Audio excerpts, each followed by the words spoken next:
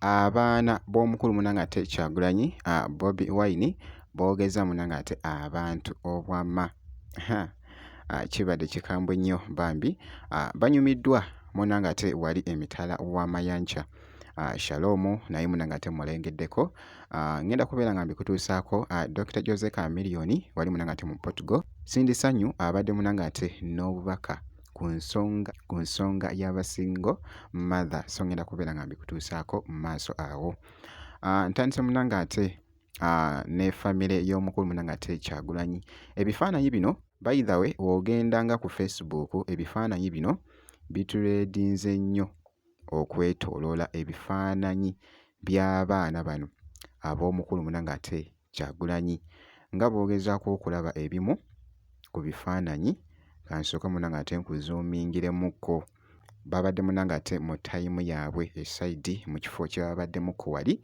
munange ate emitala w'amayanja nga boogezaako okulaba kaakati nno ebifaananyi bino byogeza munange ate abantu obwama. Okay guys, abaana ba Kyagulanyi balabiddwako mu America nga bali live babadde bali ku Dolphin Adventure Stadium San Diego nga bali kunyumirwa ekiyitibwa live to the fullest. Obadde oyagala banyumirwe death to the fullest. Mbwera abaana ba Kyagulanyi balabiddwako nga banyumira live to the fullest. Obadde oyagala banyumirwe death to the fullest. Lwaki temwesonyiwa abaana abo ba Planned Kid? Mbwera abaana ba Kyagulanyi balabiddwako nga bali eri mu USA bali obulamu ne Dolphins. Obadde oyagala babeere ku luzze emmanga nga bazannya na buyamba na bikere. Abo abaana mukwano kitaabwe yabakolerera tebali ku ssente ya gavumenti neegi n'emu mwe bakitaabwe baba tebabakolerera. Abo abaana mubeesonyiwe. Kitaabwe yayita mu mbeera embi mu kukula n'agamba abaana bange saagala bayite mu mbeera gye nayitamu. Oba okitegera woba toyina byakunyumyako yita girlfriend wo munyumye ku sipolingi my father gwe mwazanya naye bano abaana b'omukulembeze waffe tebabimanyi ebyo. Bali abaana bali ku ssente za kitaabwe mwoba mwakulira ku Kiddima bano abaana tebamanyi bya Kiddima balya nnimire kubanga ssente weeri mwaba babuzaako emirembe mubuzizaako kitaawe waabwe emirembe ate nabo mubalumba mubabuzaako emirembe mwagala babeerewo wabula ggwe oba obadde oyagala babeere eri kyamukakala nga bazanya tepo. Abo baana si be balina okukola. Bano abaana balina kuzanya na games bana Dolphins. Oba okitegeera?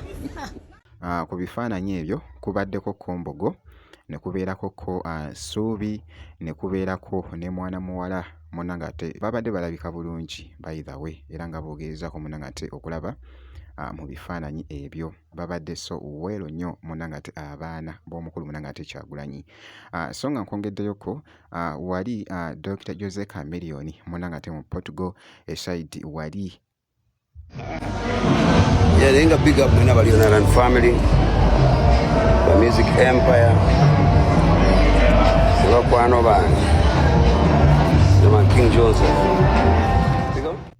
nga boogezaako okulaba ataddeyo ku munange ebifaananyi bye nga boogezaako okulaba mu kifo nno ekibadde kirabika obulungi nga boogezaako okulaba kansooke nkuzuumingiremukko osobole munange ate okwekkaanya obulungi ku muyimbi wo munange ate Dr. Jose Chameleone. Jjukira nti nno n'agamba nti nno nja kubeera nga nkuwa update yonna enaatambula munange ate ku Dr. Jose Chameleone.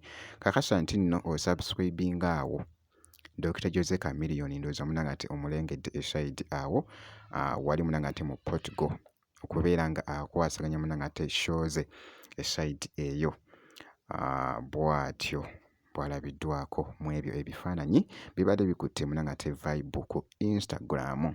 So nga nkwongeddeyoko Sindi Sanyu nno avuddeyoko abadde munange ate n'ensonga naddala abakyala bw'obeera ng'oli mukyala weetaaga munange ate okuwuliriza munange ate obulungi Sindi kyagamba munange ate ku nsonga y'abasingo mother alina engeri gy'aluseemu munange ate emboozi ye n'alaga wali.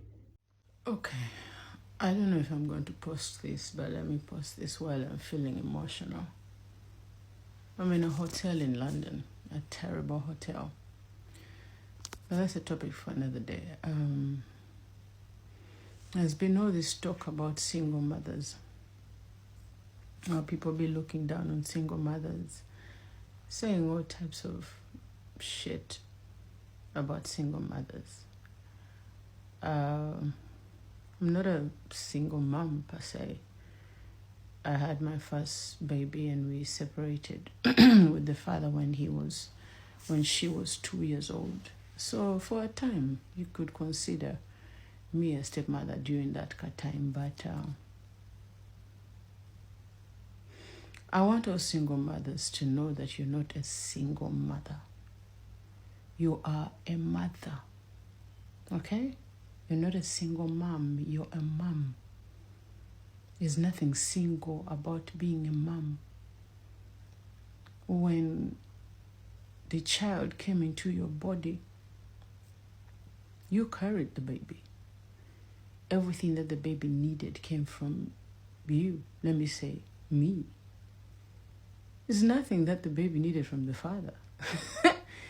It is me who needed the father to help out, give me hugs sometimes and stuff like that. But the baby, no. Apart from that moment of fertilization, everything else is me. When I brought the baby into the world, I held the baby, breastfed the baby. When I was away from baby and baby needed something, guess who sensed it? Me. My breast hurt. My milk leaked. I felt some type of way in my mind, in my heart, and I went back home. Everything that the baby needed was me. So I was not single. I was just a mom. There's nothing single about being a mom. It's just the world which has painted a picture.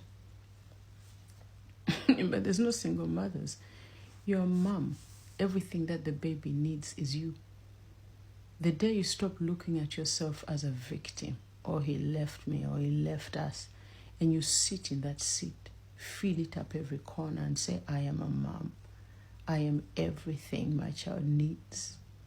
That's the day you realize that you are everything the baby needs. You just need to step up to the plate and be it. I love you.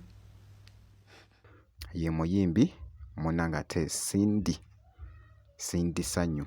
Actually ndowooza emboozi eno agijje munanga ate omanyi Cindy alina munanga ate omwana omuwala omukulu yamuzaala munanga ate mu mwami mulala, kati ate n'afuna munanga ate omwami omulala era nga gwali naye essaawa zino era n'amuzaalamu munanga ate abaana abalala esayidi eyo. Ye muyimbi munanga ate Cindy, mwana muwala ate nga muzanyi wa firimu. Kaakati nno abadde wano munanga ate mitala w'amayanja ku show munnange e London, era nga bw'owulidde munanga ate mu katambi ng'akatandika ye Cindy Sanyu, ky'olina okukola obutasubwa munanga ate update yonna eri Cindy, making sure nti nno osubscribinga